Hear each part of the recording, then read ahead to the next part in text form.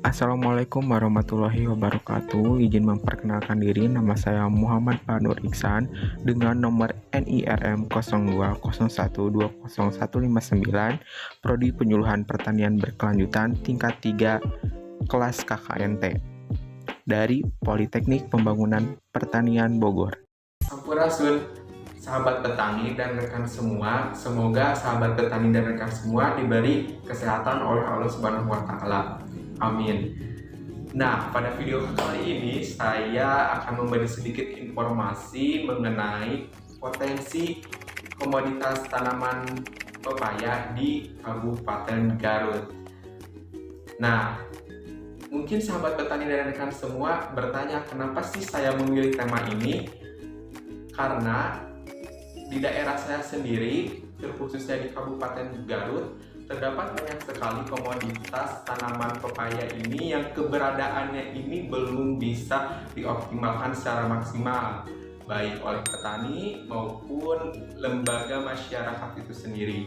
Sehingga pada saat ini belum ada atau belum menghasilkan suatu inovasi atau gebrakan pada komoditas tanaman pepaya itu sendiri.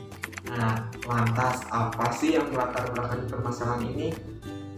Nah, yang melatar belakangi permasalahan ini adalah yang pertama, adanya rasa takut pada petani apabila dihadapi suatu kegagalan. Misalnya pada keberadaan lahan komoditas pepaya itu sendiri, sehingga para petani belum ada suatu pengetahuan atau mungkin belum terbiasa adanya suatu inovasi pada komoditas pepaya itu sendiri. Nah, yang kedua, kurangnya pengetahuan petani mengenai hasil dari panen pepaya itu sendiri, seperti pada buahnya yang dijual secara cuma-cuma atau mentah, yang pada akhirnya petani tersebut tidak berani menjual dengan harga yang lebih tinggi. Nah, dengan adanya latar belakang permasalahan yang sudah saya sebutkan tadi, di sini saya akan memberi sedikit informasi atau alternatif pemecahan masalah pada komoditas itu sendiri. Yang diantaranya, yang pertama, berdasarkan latar belakang permasalahan yang ada, yang memang komoditas ini belum bisa dioptimalkan secara baik, maka alangkah baiknya kita bisa membuat suatu agroeduwisata pepaya. Nah, dalam membuka agroeduwisata ini bukan hanya sekedar kebun yang memperlihatkan tanaman pepaya saja, akan tetapi wisata yang berbasis edukasi pertanian. Yang pastinya agrowisata ini disesuaikan dengan zaman sekarang yang semakin berkembang. Misalnya seperti ada spot-spot foto, taman air, kolam ikan, dan tentunya ada sentuhan kearifan lokal yang menjadi daya tarik pada wisata tersebut. Nah, yang kedua, bukan hanya dijadikan sebagai agroeduwisata saja untuk mengoptimalkan keberadaan potensi lahan komoditas pepaya ini, kita bisa membuat olahan hasil panen dari komoditas pepaya itu sendiri, seperti membuat manisan pepaya. Mungkin pada penasaran bagaimana cara pembuatannya? Sebelum ke cara pembuatannya, yang harus dipersiapkan adalah alat dan bahannya. Untuk alatnya seperti kompor, wajan, parutan, pisau, spatula, saringan atau gembol, dan wadah. Dan untuk bahannya sendiri seperti tentunya ada pepaya, gula pasir, dan sitrun. Nah, untuk gula pasir dan sitrun ini disesuaikan dengan banyaknya pepaya yang ingin kita jadikan sebagai manisan. Baik, langsung saja ke tahap cara pembuatannya. Yang pertama, kulit pepaya dikupas menggunakan pisau dan dipotong-potong terlebih dahulu. Kemudian dicuci dengan menggunakan air bersih. Kemudian pepaya tersebut diparut dengan menggunakan parutan dan diperas hingga kadar airnya itu berkurang.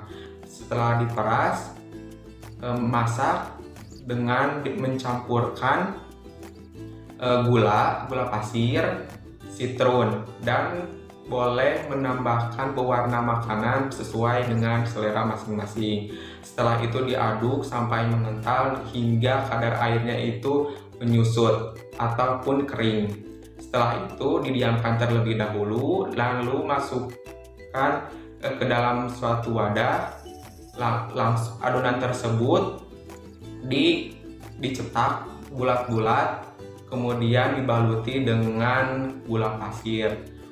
Dan tahap terakhir yaitu tahap pengemasan, yaitu dengan mengemas produk tersebut dengan semenarik mungkin. Nah, untuk pemasarannya itu sendiri bisa dilakukan secara offline dan online. Nah, untuk secara offline-nya kita bisa memasok produk tersebut ke warung-warung terlebih dahulu, kemudian ke toko dan sentra oleh-oleh Garut. Dan secara online-nya bisa dilakukan dengan memanfaatkan media sosial dan aplikasi e-commerce seperti WhatsApp, Instagram, Twitter, aplikasi Lazada, aplikasi Shopee, dan media sosial lainnya. Nah, dari kedua alternatif permasalahan ini tentunya dibutuhkan partisipasi lembaga masyarakat yang cukup tinggi seperti tokoh masyarakat, gabungan kelompok tani, dan kelompok wanita tani ataupun kelompok lembaga yang lainnya. Sehingga lembaga tersebut bisa aktif dan berjalan. Nah, di samping itu juga lembaga tersebut dan masyarakat di suatu daerah tersebut bisa terampil dan bisa membuka lapangan kerja yang dapat menekan angka pengangguran dan meningkatkan perekonomian. Dalam menjalankan alternatif permasalahan ini tentunya diperlukan koordinasi dengan lembaga pemerintahan yang ada, serta dalam proses usahanya ini juga, baik itu dalam agrowisatanya maupun dari hasil olahan pertaniannya, ini harus bisa benar-benar dan sungguh-sungguh dalam menjalankannya. Karena jika kita menjalankan suatu usaha dengan sungguh-sungguh, maka insya Allah usaha ini bisa berkembang dan maju. Hanya itu saja yang saya sampaikan. Mohon maaf apabila ada kesalahan. Wabillahi taufiq wal hidayah. Wassalamualaikum warahmatullahi wabarakatuh.